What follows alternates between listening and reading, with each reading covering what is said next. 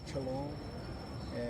Hoje estamos aqui na praça mais um bíblico, né, para expor para vocês finalmente o que muitos têm pedido já há algum tempo, e a gente sempre dizia que uma hora ia acontecer de fazer o livro de Hebreus, que é um livro de difícil entendimento da comunidade cristã, é um livro cheio de mistérios e dificuldades de compreensão, mas com a graça de Deus a gente vai expor hoje, porque assim foi como Deus designou que a gente fizesse, e não pela nossa vontade, de qualquer jeito, como assim, vai, vocês estão pedindo, então vai. Não, a vontade é de Deus, porque o ministério e a obra é de Deus, e a palavra é dele, então ele tem que ser o Senhor até nisso. Bom, vamos fazer assim então. De hoje a mais 2 sextas, ou seja, contando hoje 3 sextas, né, 3 Shabbats, a gente vai, Shabbatotes, né, a gente vai explanar o livro de Hebreus. Hoje a gente vai ler do capítulo 1 ao 4 e depois, semana que vem, mais alguns capítulos, e vai fechar na outra semana, com a graça de Deus, no dia 28, tá? Mas então vamos começar. Livro de Hebreus, capítulo 1, versículo 1.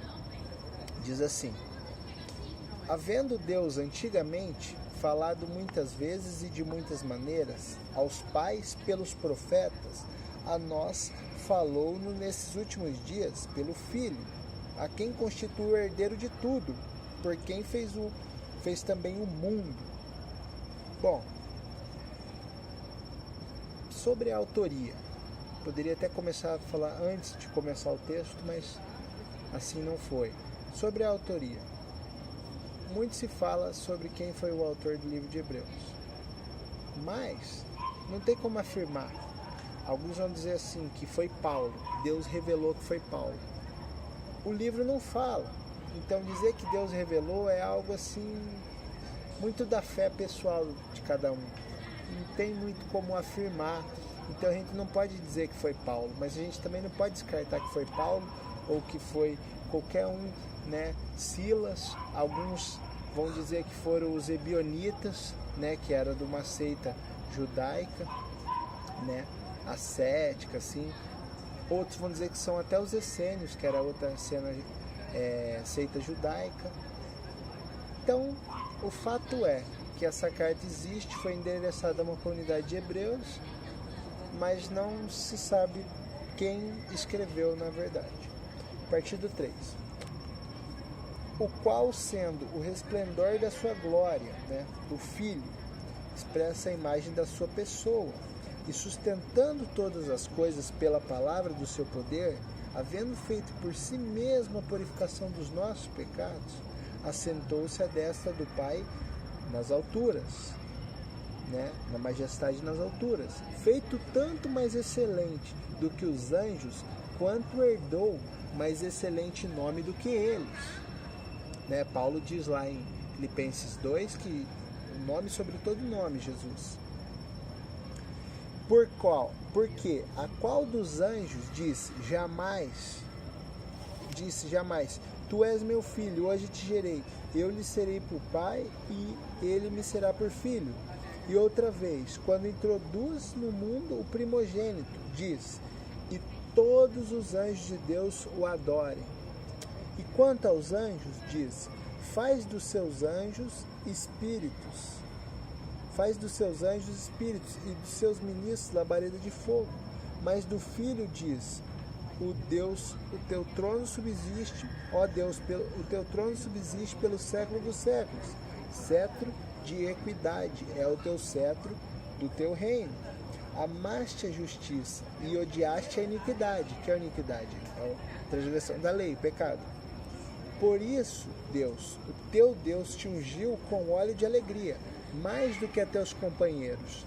E tu, Senhor, no princípio fundaste a terra, e os céus são obra de tuas mãos, e eles perecerão, mas tu permanecerás, e todos eles, como roupa, envelhecerão, e com o manto os enrolará, e serão mudados, mas tu és o mesmo, e os teus anos não acabarão.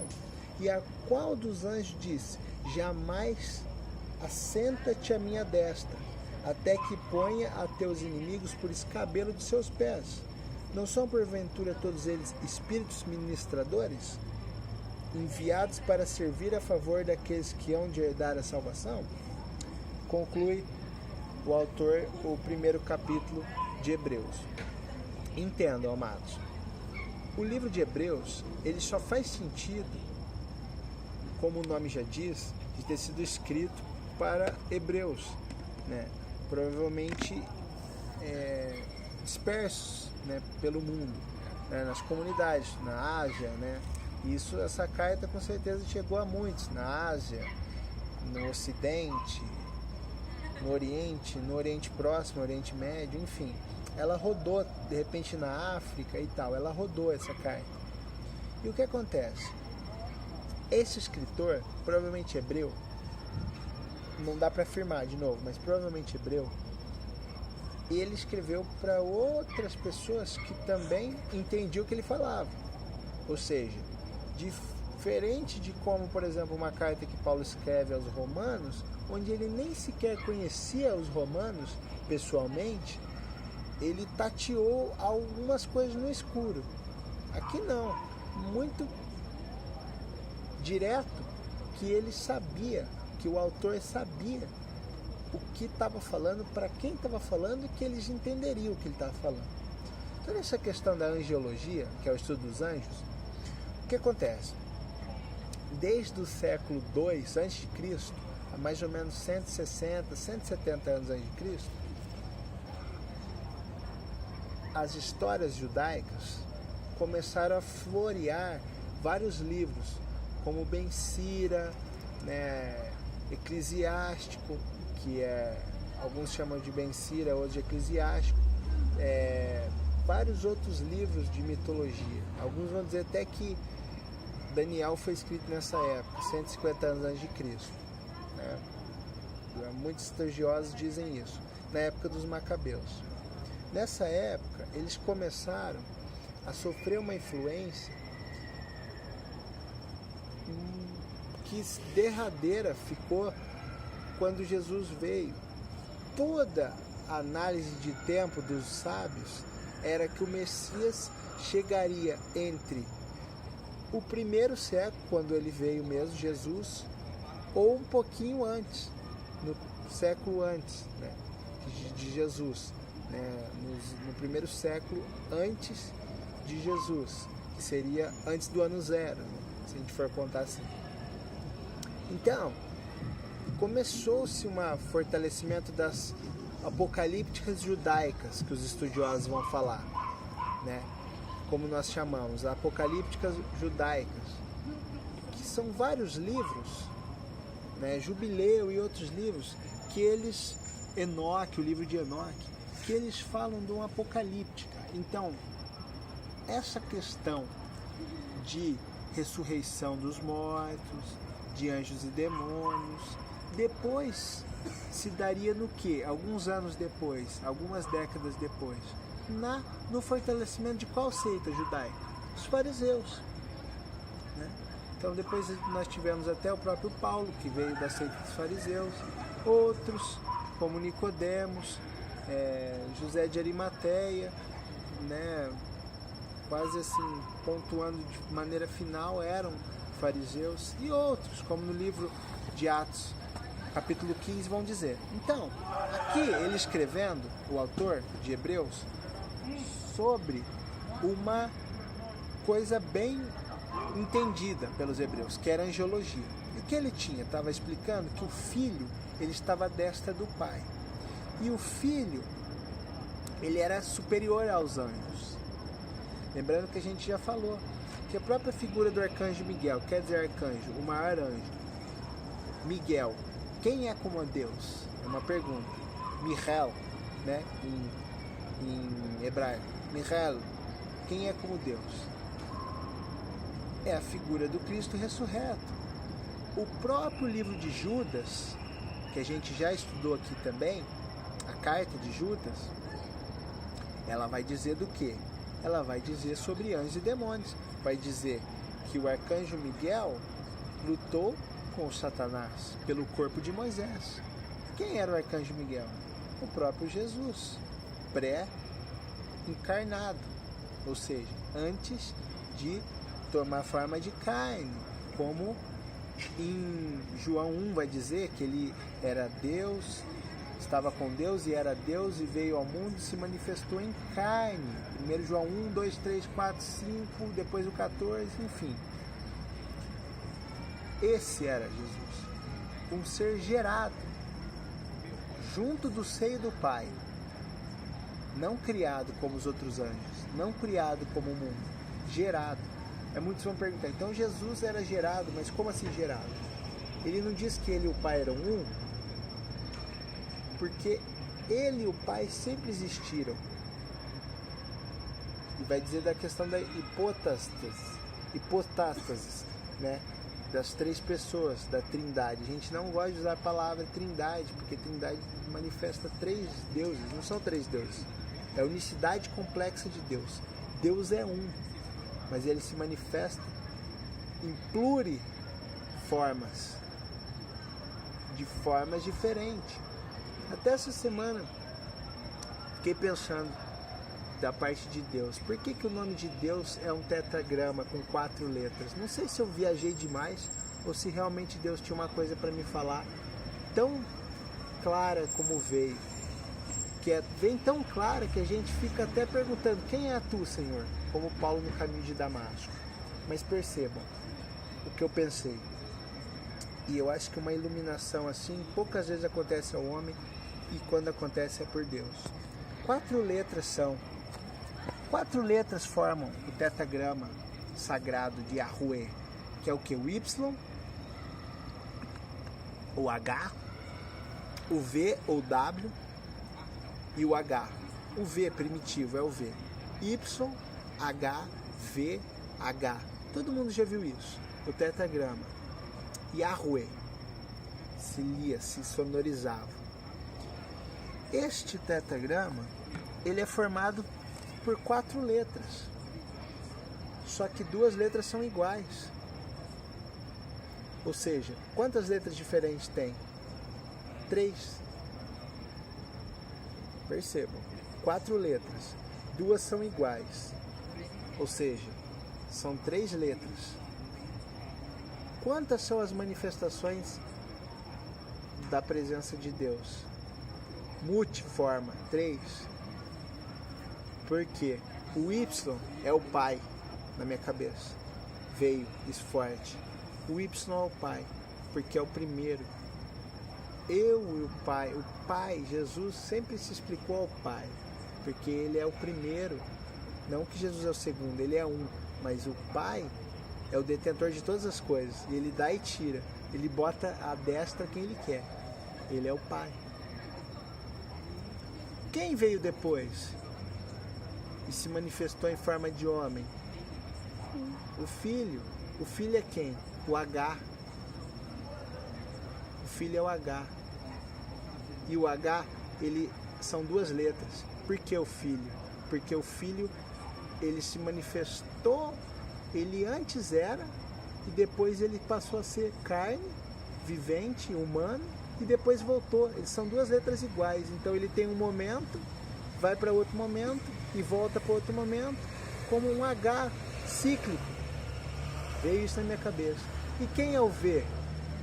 É o Espírito Santo, que veio e se manifestou toda a carne, quando antes era manifestado só a quem Deus escolhia, né, como Moisés e Davi e os 70, depois que Deus depois declara, a toda a carne, a toda pessoa.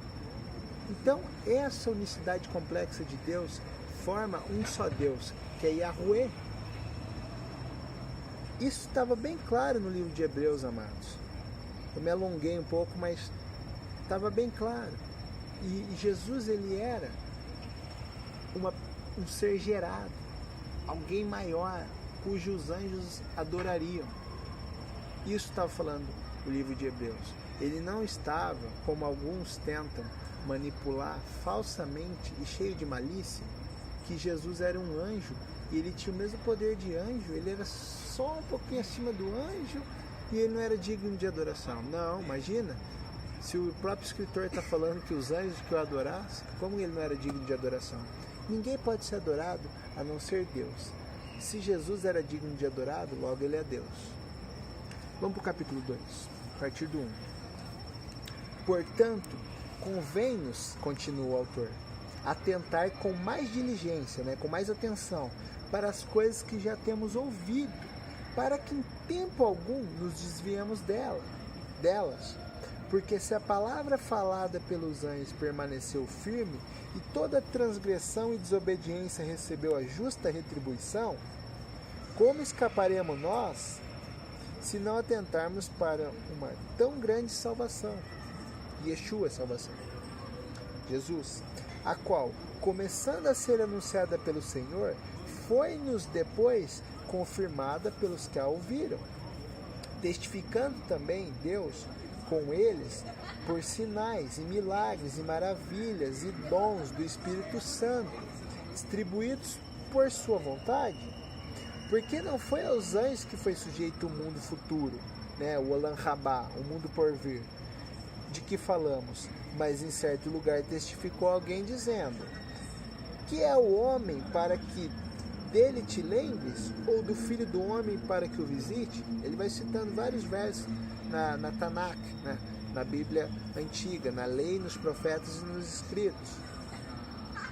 Tu fizeste um pouco menor do que os anjos, de glória e de honra o coroaste, e o constituíste sobre as obras de tuas mãos. Todas as coisas que lhe sujeitaste debaixo de seus pés. Vemos, porém, coroado de glória e de honra. Está falando que o homem é menor que os anjos, não que Jesus, mas que o homem. Vemos, porém, coroado de glória e de honra aquele Jesus que fora feito um pouco menor do que os anjos, ou seja, feito também como homem, por causa da paixão da morte, para que pela graça de Deus provasse a morte por todos. Porque convinha que aquele para quem são todas as coisas e mediante quem tudo existe, trazendo muitos filhos à glória, consagrasse pelas aflições o príncipe, se consagrasse o príncipe da salvação deles. Porque assim o que santifica, como os que são santificados, são todos de um, por cuja causa não se envergonha de lhe chamar irmãos, dizendo: anunciarei o teu nome a meus irmãos, cantar-te-ei louvores no meio da congregação. E outra vez porei nele a minha confiança, e outra vez eis-me aqui a mim e aos filhos que Deus me deu. E visto como os filhos participam da carne e do sangue, também ele participou das mesmas coisas, para que pela morte aniquilasse o que tinha o império da morte, isto é, o diabo, Satanás, e livrasse todos os que com medo da morte estavam por toda a vida sujeitos à servidão. Porque na verdade ele não tomou os anjos, mas tomou a descendência de Abraão. Por isso convinha que em tudo fosse semelhante a seus irmãos, para ser misericordioso e fiel, sumo sacerdote naquilo que é de Deus, para expiar os pecados do povo. Porque naquilo que ele mesmo sendo tentado padeceu, pode socorrer aos que são tentados. Ou seja, o capítulo 2 de Hebreus vai começar falando do quê? Dos anjos, que a palavra falada pelos anjos permaneceu firme. Toda transgressão e desobediência recebeu a justa retribuição. Aqui, o autor pode estar falando, pelo contexto, muito fortemente dos anjos que receberam a retribuição, dos anjos que receberam a justa retribuição. E qual foi a justa retribuição? Os anjos que se rebelaram junto com Satanás foram atirados abaixo. Como na metáfora, na figura de linguagem que usou, o escritor, Ezequiel 28, lá em Ezequiel 28 vocês vão ler. porque ele fala do rei do Tiro, mas ele faz uma linguagem que foi atirado dos céus, né, que tu que se vestias com as mais preciosas pedras, enfim.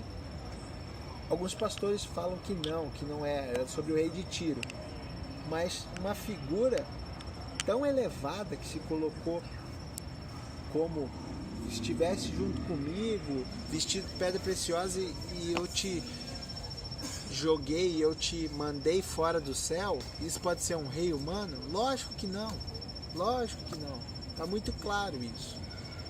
Mas enfim, aqui o autor da mesma forma está falando como Ezequiel 28, está falando da retribuição justa aos anjos e também a todo que é transgressor, todo homem que é transgressor. E o que acontece? Quando ele diz que os homens foram criados menores do que os anjos, ele diz da mesma forma, o filho se sujeitou a ser menor que os anjos. Porque o próprio evangelho, os evangelhos dizem que Jesus foi sustentado no deserto pelos anjos. Porque os anjos reconheciam que Jesus era o Messias, aquele que era um com o Pai. Antes de tudo, o alfa e o ômega, o aleph e o tav, o começo e o fim, o amém. Todo mundo sabia. Só que ele estava na carne enferma, na carne que morre, que tem uma morte por vir, que é a nossa vida. A nossa vida tem uma morte por vir. A cada dia a gente está morrendo. Por isso que o ditado popular é sábio no que diz: basta estar vivo para morrer. Ninguém morre já estando morto, mas morrem os vivos. E assim Jesus vivo, ele estava predestinado a morrer. Como Paulo diz, aqueles, ele fala em Tessalonicenses, 1 Tessalonicenses, aqueles que estão sujeitos, nas duas cartas até, de Tessalonicenses, aqueles que morreram no Senhor, um dia vão ser o quê? Ressuscitados. Mas os que não morreram, como no piscar de olhos, ou seja, vão sofrer a morte nem que por um segundo, a hora que abrirem o olho de novo estarão restaurados. Então a todo homem é restaurado a morte, nem que por um segundo. Para viver tem que morrer, Jesus falou. Para nascer tem que primeiro o grão morrer. É assim. E para Jesus pagar os pecados que ele não cometeu, as transgressões, a iniquidade, a transgressão da lei, tudo que está escrito, precisava de alguém morrer, porque assim era feito o sacrifício antes. Jesus não veio para abolir nenhum tipo de sacrifício, ele veio para tornar pleno, para tornar perfeito. O que era feito imperfeito, do modo de que é perfeito, ou seja, no céu já havia um plano redentor perfeito, o Messias. Agora, na terra, que é sombra, eu sempre dou o exemplo do pessoal, para os irmãos, que Deus um dia entregou para a gente, da sombra da mão. É a própria mão mostrada a sombra. A hora que aquela plenitude, ela se completa, ela não deixa de ser a mão. Ela só é visível e você pode ir a tocar e ver que é uma mão. A mesma coisa de Jesus. Não era uma sombra, um casco de um cavalo e apareceu uma mão. Ou melhor, também uma mão humana, daí aparece uma pata de um cavalo. Não, é isso que os caras vão dizer quando Jesus diz que abole as palavras de Deus. Isso é tão loucura que é um Jesus transgressor. Jesus não é transgressor, porque ele não tinha pecado. O próprio livro de Hebreus vai testificar isso mais pra frente. Então acontece o quê? Que a lei vai dizer que o sacrifício, que a morte é a única forma de redimir o pecado. Pelo sangue, pelo sacrifício. Só o sangue purifica pecados. Só o sangue. E aí mesmo os rabinos ortodoxos vão dizer assim, que não existe sacrifício humano que pode cumprir a promessa de Deus. O próprio Talmud diz que basta o sacrifício de um justo para livrar uma nação. O próprio sumo sacerdote à época de Jesus, que era, né, o genro e o sogro e o genro, que era Anás e Caifás estava em exercício, mas Anás tinha sido o sumo sacerdote, eles vão profetizar pela boca que basta que um morra para que todos não pereçam. Ele estava dizendo assim, em vez de a gente perder a nação para os romanos, todo mundo morra, que morra só Jesus. E assim eles mesmos testificaram a verdade. Assim, uma só vez ele devia vir, uma só vez ele morrer e uma só vez ele pagar pelos nossos pecados de toda a humanidade, em toda a história da humanidade, todas as épocas, de uma vez só. Cabe a nós o quê? Fazermos algum sacrifício para receber o perdão dos nossos pecados? Não. Não. Só aceitar e seguir. Porque também não venha me dizer que essa balelinha, essa graça sem graça, que nada há que ser feito e aceitar e viver no pecado. Isso é mentira, irmãos. Quem que pode dizer que faz tudo o contrário que a Bíblia, está perdoado e vai para o céu porque desobedece? Não, a gente não obedece para merecer, mas a gente já não merecendo. Isso se chama graça. Já salvos, perdoados e aceitados. Não que a gente não peque, mas que a gente vai pedir perdão por um pecado que a gente não quis cometer e tentar não fazer mais. Em Cristo. Assim, nós obedecemos e nós receberemos a justa retribuição de más e boas obras. Aos que amam as más e aos que amam boas obras. E a salvação eterna. Disso que ele está falando. E ele vai falar do sumo sacerdote ali. A gente vai avançar. Capítulo 3. Por isso, irmãos santos, participantes da vocação celestial, considerai a Jesus Cristo, apóstolo e sumo sacerdote da nossa confissão, sendo fiel ao que constituiu, como também foi Moisés em toda a sua casa. Porque ele é tido por digno de tanta maior glória do que Moisés, quanto maior honra do que a casa que aquele que a edificou. Vocês vão ver que Moisés era a sombra do Messias. O homem tão justo que Deus lapidou, pecador, mas justo. Deus lapidou, ele era a sombra. Lá no livro de Deuteronômio vai dizer o quê? Que cabia aparecer um profeta da ordem de Moisés. E esse profeta era quem? Jesus. Jesus sim, profeta, por que não? Profeta perfeito, profeta pleno, plenitude, plero, no grego, não quer dizer abolir, dar fim, acabar. Quer dizer tornar pleno, tornar real, tornar completo, tornar totalmente perfeito. E qual era a casa que Moisés edificou? A casa de Levi, sobretudo, que é de onde descendia quem? Arão, que é de onde descendia quem? Deveria, pelo menos, descender, porque depois, por muitas épocas, não aconteceu assim. Os aronitas, que seriam quem? Os sumos sacerdotes. Então, disso estava falando. 4. Porque toda a casa é edificada por alguém, mas o que edificou todas as coisas é Deus. E na verdade Moisés foi fiel em toda a sua casa, como servo para testemunho das coisas que haviam de anunciar. Mas Cristo, o Messias, como filho sobre a sua própria casa, a qual casa somos nós, somos nós dessa casa. Se tão somente conservarmos firme a confiança e a glória da esperança até o fim. Portanto, como diz o Espírito Santo, se ouvirdes hoje a sua voz, não endurecerás os vossos corações, como na provação, no dia da tentação no deserto. Está escrito lá no dito do Antigo Testamento. Onde vossos pais me tentaram, me provaram e viram por 40 anos as minhas obras. Por isso, no 10, me indignei contra esta geração e disse, estes sempre erram em seu coração e não conheceram os meus caminhos. Assim jurei na minha ira que não entrarão no meu repouso. Preste atenção. Vede, irmãos, que nunca haja em qualquer de vós um coração mau e infiel, para se apartar do Deus vivo. Antes, exortai-vos uns aos outros todos os dias, durante o tempo que se chama hoje, para que nenhum de vós se endureça pelo engano do pecado, porque nós tornamos participantes de Cristo. Se retivermos, preste atenção, se retivermos firmemente o princípio da nossa confiança, ou seja, da nossa fé, até o fim. Enquanto se diz, hoje, se ouvirdes a voz, não endurecerás os vossos corações, como na provocação, porque havendo alguns ouvidos, o provocaram. Mas não são todos os que saíram do Egito por meio de Moisés.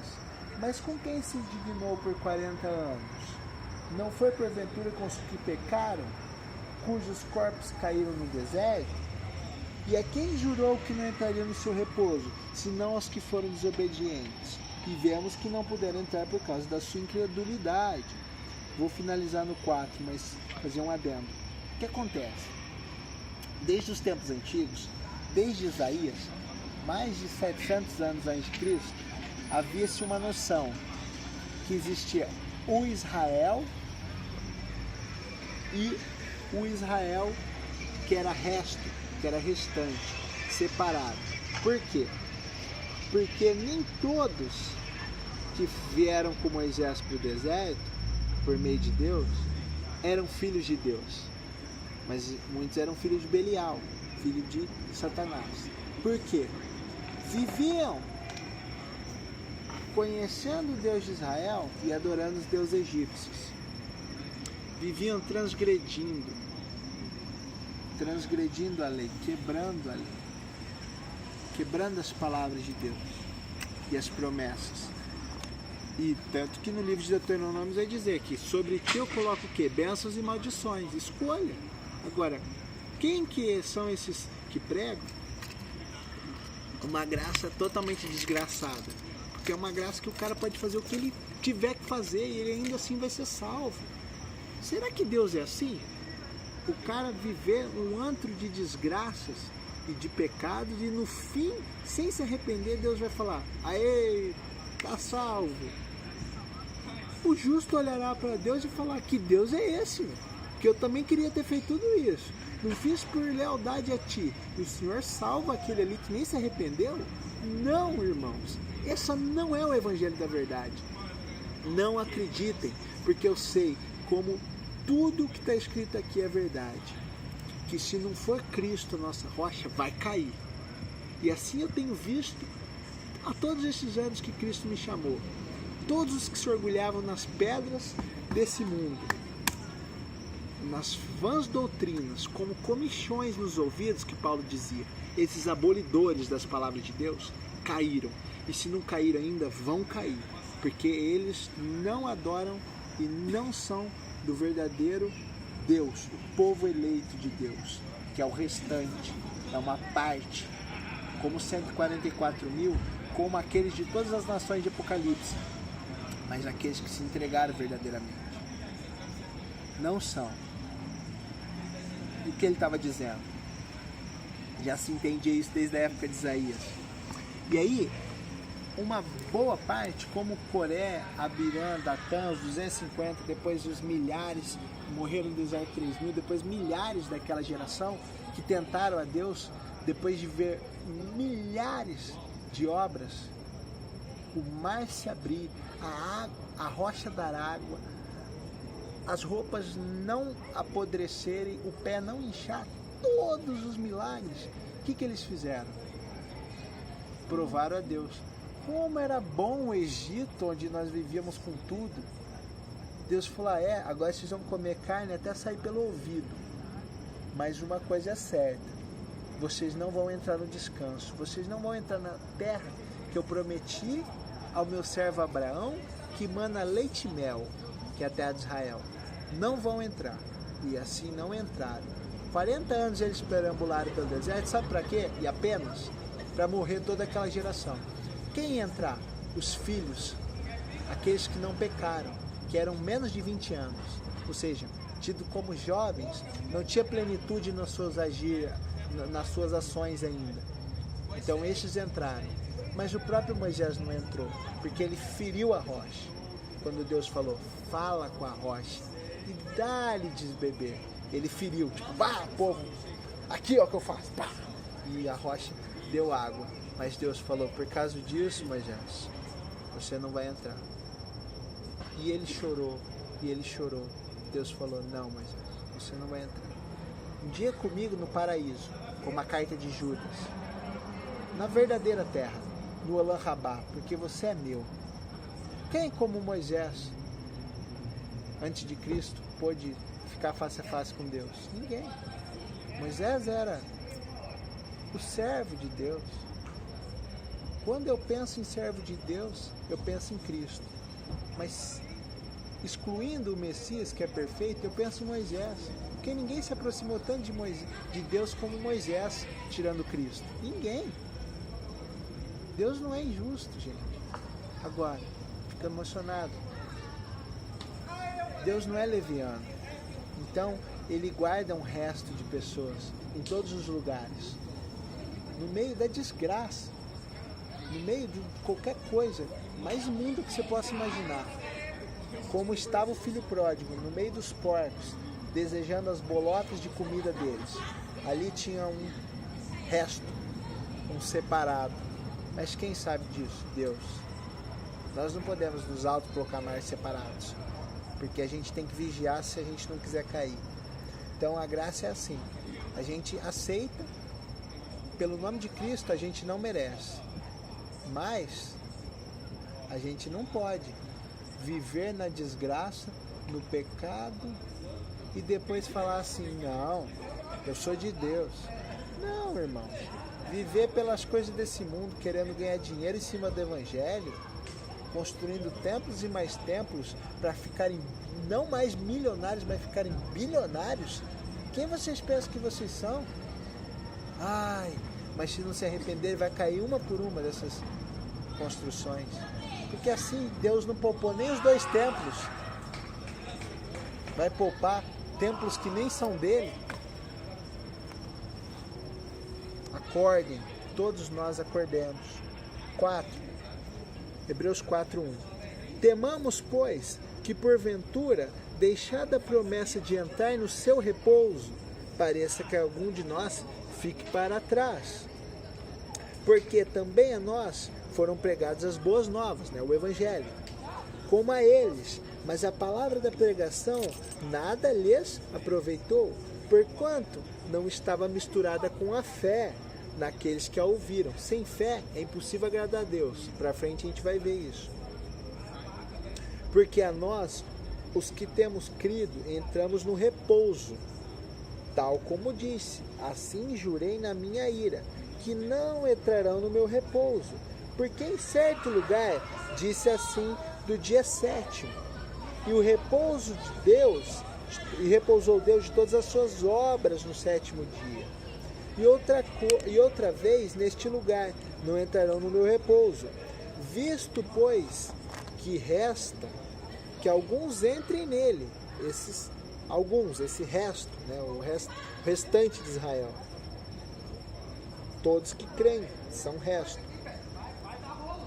E que aqueles a quem primeiro foram pregadas as boas novas não entraram por causa da desobediência. Está falando primeiro dos hebreus, que muitos não quiseram entrar. Determina outra vez um certo dia, hoje, dizendo por Davi, muito tempo depois, como está dito, hoje, se ouvirdes a sua voz, de novo, não endurecerás os vossos corações, porque se Josué lhe houvesse dado repouso, não falaria depois disso de outro dia. Portanto, resta aí no repouso para o povo de Deus, porque aquele que entrou no seu repouso, ele próprio repousou de suas obras, como Deus das suas. Procuremos, pois, entrar naquele repouso, para que ninguém caia no mesmo exemplo de desobediência. Porque a palavra de Deus é viva e eficaz, e mais penetrante do que a espada alguma, de 2 gumes, e penetra até a divisão da alma e do espírito, e das juntas e das medulas, e é apta para discernir os pensamentos e intenções do coração. E não há criatura alguma encoberta diante dele. Antes, todas as coisas estão nuas e patentes aos olhos, ou seja, desfraudadas, totalmente claras, aos olhos daquele com que temos de tratar. Visto que temos um grande sumo sacerdote, Jesus, Filho de Deus, que penetrou nos céus, retenhamos firmemente a nossa confissão, porque não temos um sumo sacerdote que não possa compadecer-se das nossas fraquezas, porém um que, como nós, em tudo foi tentado, mas sem pecado. Cheguemos, pois, com confiança, com fé, ao trono da graça, para que possamos alcançar misericórdia, que é a mesma coisa que graça, e achar graça. Ele faz uma trocadilha, um jogo de palavras, a fim de sermos ajudados em tempo oportuno. E assim terminamos. Mas eu gostaria de falar algumas coisas do capítulo 4. O capítulo 4, e por que a gente faz questão de ler na íntegra os capítulos da carta aos Hebreus? Porque a carta era uma carta listada direta, muitas vezes sem ponto até. Não tinha capítulos, não tinha versículos. Ou seja, ela estava num contexto integral, dentro de contexto. Agora, os caras me pegam meia dúzia de versos sem contexto e fazem o que quer. Precisa de Bíblia para isso, meus amados? Não precisa. Os caras pequem, falseadores da palavra, pequem, só que não usem a Bíblia para fazer o pecado, porque o pecado está no mundo desde que Adão e Eva pecaram. Só que usar a palavra para pecar é muito mais sujo do que o pecado, porque é duplamente sujo. Peca e ainda faz os outros pecarem pela mentira. Olha como esses caras são. Eles falam que Hebreus 4 se diz sobre o dia de descanso. Não é mais o sétimo, não é mais o sábado. É o quê? Todo dia é descanso. Se todo dia é repouso, é descanso, então comamos e bebamos e não vai ter amanhã.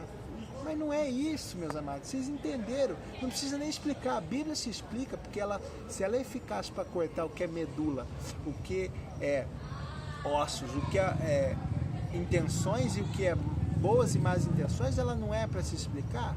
Ela já se explica, vocês entenderam. Estava falando do repouso do deserto e estava fazendo uma analogia entre o repouso momentâneo dessa vida, que era a terra de Israel, e o Israel por vir, a terra por vir, a terra que é o quê? Mana, leite e mel eternamente, onde não haverá mais dor, não haverá mais sofrimento, não haverá mais tristeza, não haverá mais nada de ruim. Este é o repouso. E o próprio capítulo 4 de Hebreus vai dizer que Deus repousou o sétimo dia. Meu Deus, como as pessoas deturpam a Bíblia a partir da Bíblia mesmo. Por quê, amados? Porque vocês não leem, não oram. Qualquer um engana os mais sábios, instruídos. Não vai enganar os simples, que nunca leram, que não sabem nada. E tem a Bíblia tão fácil como esses homens morreram para a gente ter. Tá claro. Estava falando de qual dia do hoje. Não é questão de repouso semanal, de abolir nada. Só apenas que eis que estou à porta e bato. Se abrires, eu entrarei contigo e tu comigo. Apocalipse 3:20. Então assim, vocês têm que decidir o que vocês querem. A Bíblia, a verdade, Deus ou as mentiras. Se forem as mentiras, não precisa nem de Bíblia. Agora, se vocês querem Deus, comecem a entender a Bíblia. Ele estava falando do hoje. Eis que estou à porta. Quando? Hoje. Porque Deus, Ele quer falar com a gente hoje. Por que hoje? Porque ontem já foi. Ninguém muda o passado. E também ninguém sabe se vai chegar no futuro. Mas o hoje é o presente. Por que é o presente? Porque é dado. Porque é uma coisa que é dada pra gente. Coisa que ninguém tem, mas é dado. No presente você pode agir. No futuro, a Deus pertence. No passado já passou. Por isso que é passado, fica para trás. É futuro, fica para frente. Agora, o presente é agora. É onde eu estalo aqui e é presente, já é passado. E o futuro? Eu não sei. Posso morrer? Eu não sei. Mas eu tenho que entregar meu coração agora. É isso que ele está falando. E aí ele fala por fim que a palavra de Deus é eficaz para tudo. E se hoje a gente ouve a voz de Deus, a gente tem que chegar confiadamente ao trono dele. Por quê? O sumo sacerdote do céu, que é o perfeito, que é Jesus, ele não era como o sumo sacerdote que pecava e entrava para apresentar o sacrifício uma vez por ano, primeiro por si e depois pelo povo, pelo pecado. Não, ele não tinha pecado, ele em tudo foi tentado. Se ele teve vontade de mentir, sim, a Bíblia diz que ele em tudo foi tentado. Se ele teve vontade em ser um promíscuo, sim. Se ele em tudo foi tentado, se ele teve vontade de ficar bêbado, sim, pois em tudo ele foi tentado. Mas ele não pecou, porque ele não transgrediu, meus amados. Quando o cara fala, dói no meu coração. Ele fala, Jesus quebrou a lei, Jesus transgrediu a lei. Ora, que Jesus é esse que é pecador, meus amados. Vocês será que não leram a carta dos Hebreus, onde diz que ele tudo foi tentado, mas em nada pecou? Oh, meu Pai, resta a perdição eterna para esses. Não sigam o caminho dos cegos, que não podem instruir nem a si mesmo, vão instruir outros. Oh, meu Pai, não frutifica. Vocês veem os ministérios desses Malafaias e Macedo, não frutifica em nada. Está podre do cerne. Mas onde está podre do cerne, até aí Deus instaura alguma coisa. Não por eles, mas pelo amor ao nome dele mesmo. Deixe de seguir como cegos. Leiam a Bíblia. Não adorem homens, adorem a Deus.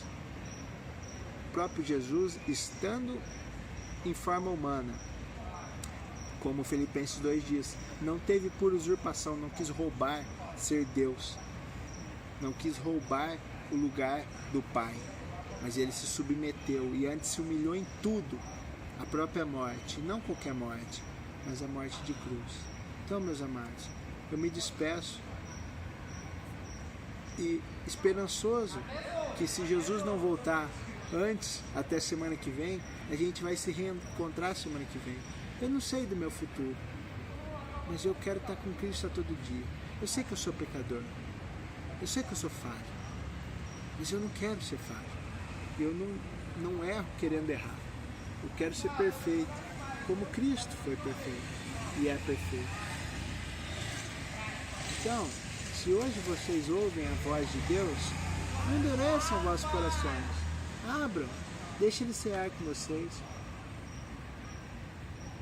Com isso, eu desejo o melhor de Cristo para vocês, que o melhor dele é melhor do que qualquer coisa desse mundo.